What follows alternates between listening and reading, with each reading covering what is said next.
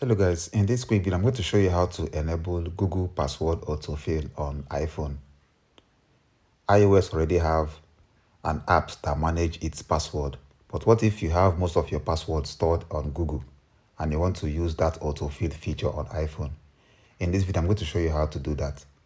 First of all, you have to go to App Store and make sure you download this Google app. After downloading it, you go to your settings, scroll down and click on apps. Now click on default apps.